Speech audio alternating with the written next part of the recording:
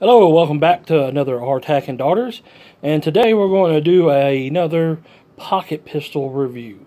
And what we have here is the early beginning of Tanfobio in Italy, and they make firearms. Now they've made Carcanos and other various firearms over the years, and this is the Tanfobio, if I'm probably butchering it big time.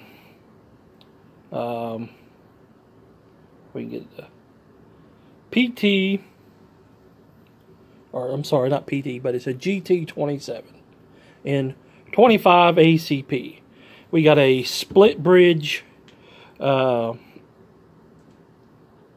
slide. It does not have a anything connecting the front slide. It is a fixed barrel. Your safety is very simple. Forward safe. This gun has already been checked and it has no magazine in it, and it is empty. Hammer fired. Tough little trigger, good 10 or 12 pound trigger on it. Comes with a standard 7-round magazine, which is also empty. You got the hill release like all European pistols have at the time. They started making these in 1962. And I think they had like a 10-year production run of them. Very inexpensive Saturday night special type gun. Good pocket guns, or what they call now, or pocket guns then. Now I guess we call them mouse guns. I picked this bad boy up for less than 90 bucks. And I've only got to put about 2 magazines through it. Because it was, it's Labor Day weekend. And happy Labor Day for everybody. If those of you are working like I am, well, it sucks to be us, doesn't it? So this is a alloyed frame, sort of like aluminum, and it has a steel slide, of course, steel barrel. The barrel's pinned in place. It's got rudimentary rear sights on there. Let's see if I can get it to cock. Yeah, there we go. Rudimentary sights there. 25 pocket pistols. I really do love these things, especially if you can get any of them. Even the Sundance, the Raven, the Lorenkos, or Lorison, whatever they're called now, all made by the same family of guns.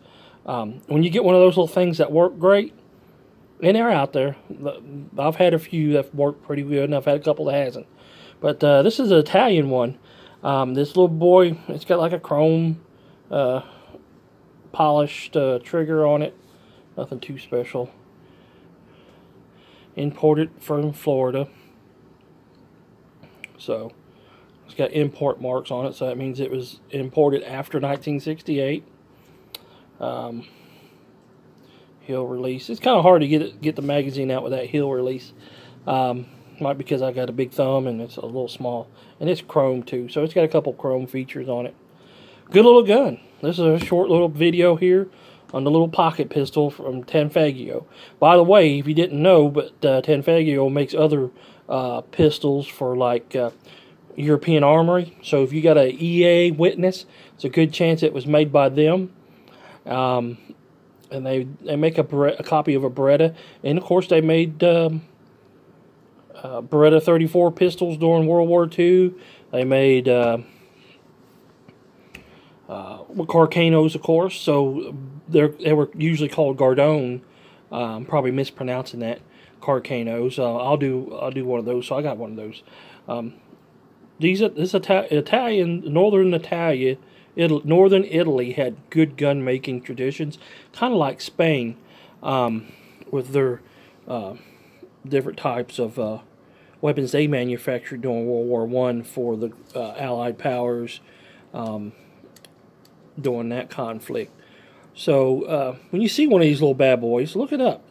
Don't pass it up because it's small or it's 25 ACP and it's anemic. 25 ACP has been around, and it was designed. That cartridge was designed by John Moses Browning. If you don't know who he is, you need to look him up, because he is probably the most renowned gun maker in the United States. So if you've ever had a Winchester lever action rifle, that's John Browning. The 1919, that's John Browning. The 1911, that's John Browning. The 45 ACP, John Browning. The 32 ACP, that's John Browning. 38 ACP, that's John Browning. 32 ACP, that's John Browning. And 25 ACP, John Browning's brainchild. The Browning Auto 5 shotgun, that's his. And John Browning's last invention was the high-powered Browning made by F&N, even though he started on it and then one of the other designers finished it. But that was still his brainchild. He's come out with the Colt Protega Digger machine gun in 1895, the one that we used in the Spanish-American War and all the way up to World War I. The BAR, Browning Automatic Rifle, that gun was designed by John Browning. Like I said, he had thousands of patents to guns. So don't overlook anything that's in 25 or 32 ACP. Those are good rounds for personal defense. Ballistics and ballistic gels don't always tell the truth. It's always, shot placement is very important. So we're going to leave this and go to a rant about Mr. Eric Swalwell. If you didn't notice, he was made a comment about the massacre down there in Texas from that murderer who was just doing drive-bys in a USPS truck. He said, "Where was all the good guys with guns down there?" Now that is just shitty. He is a piece of shit, and you should let him know that he's a piece of shit for saying something like that. His comments were terrible, unnecessary, and he just shows how big a piece of shit he was. By the way, cops are civilians too. They're the sworn. So was he making fun of cops? Was he trying not to? Yankee Marshall done a video on him about that, and that's pretty good. Go watch it, because he pretty much hit on the nail with that. The other thing is that go over and sponsor us on Patreon. We got us a Patreon page up, and I know that Gun Collective had some issues with it, but they were running a business. It's not a starter program to keep your own business going. They were selling. I understand where John Patton was coming from on that. I also understand where Yankee Marshall was saying about Patreon, but all the other big channels still use Patreon, so that should tell you something. Tim from Military Arms Channel has talked about Patreon. So before you go off and stop supporting gun channels on Patreon, go look and see what they have to say. John Patton over at Gun Collective, they were doing something a little bit different, and it did violate their terms of policy if you read it. And they knew it, and they just got away with it for a really long time and got caught and got mad. That's what it boils down to. Subscribe Star might have problems later on. We'll have to wait and see. And I tell you what, the Gun Collective will be the first ones to tell us, because that's who they're using now. So it's always good to have options.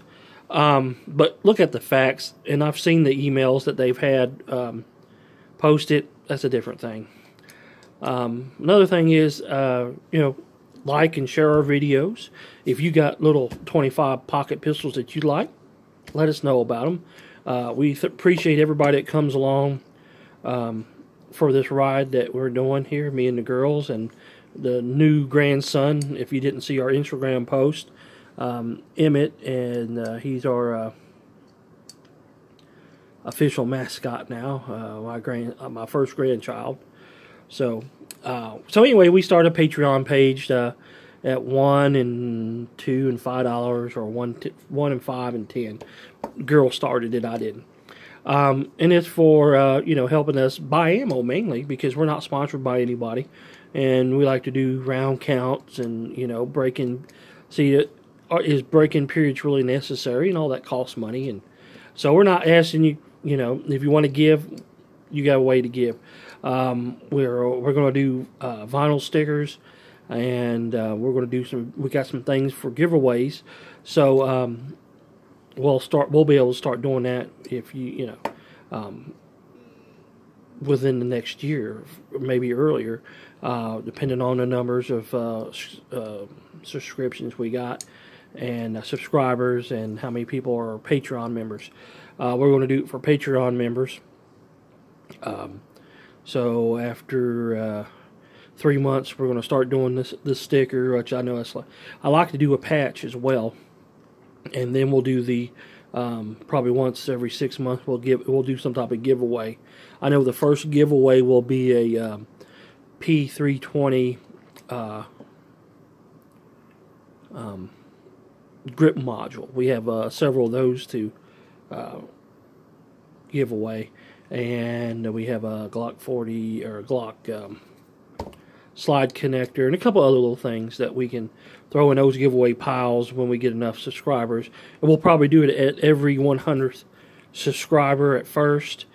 We'll do a giveaway, and then after that we'll do it about once every 6 months, and then maybe I'd like to eventually do it where we do it one every month. So, but again, that depends on Patreon. You don't have to support us. We appreciate it if you do. Rather have your likes and subscribes to the channel more than your money, and that's the truth. You know, we're small. We got, you know, we're not funded by anybody. So, anyway, thanks for coming on with this ride and continuing on with us, and we'll check you all out next time.